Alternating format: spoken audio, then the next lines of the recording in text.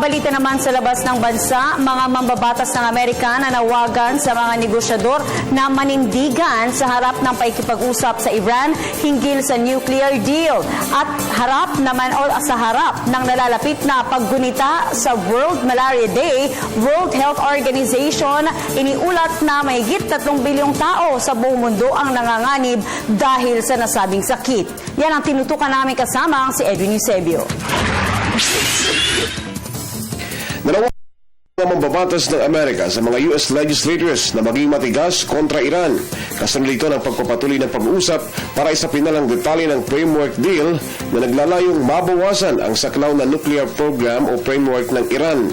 Matatandang naabot ng Iran at iba pang bansa na kabilang sa pag-uusap tulad ng China, France, Russia, Britain, Germany at Estados Unidos ang tentative deal o paunang kasunduan noong Abril 2. Nilalayo nitong maisapinal ang detalye ng nuclear deal bago matapos ang Hunyo.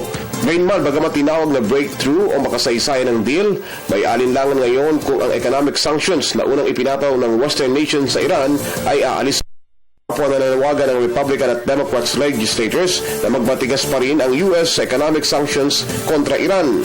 Ito ay hanggang hindi nabibigyan ng access o pahintulot ng Iran na masuri ng International Weapon Inspectors ang anumang hinihinalang nuclear facilities ng Tehran, Iran.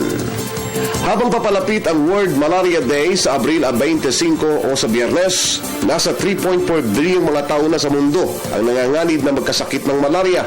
Kabilang narito mga bata na nasa edad 5 taon at mga buntis na silang mas nanganganib. Gayunman, may mga positibong resultang nakikita ngayon sa mga pagsubok na ginagawa ng Kenya. Ang Mombasa ang isa sa mga kung saan 60% ng populasyon ay nanganganib sa sakit.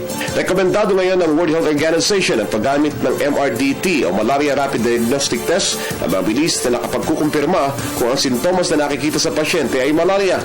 Sa nakalipas na mga taon, tinaya ng World Health Organization na umaabot sa 198 milyong katao o kaso ng malaria ang naitala sa buong mundo kung saan 584 million dito ang mga nangamatay. Para sa Telebisyon ng Bayan, Edwin Eusebio.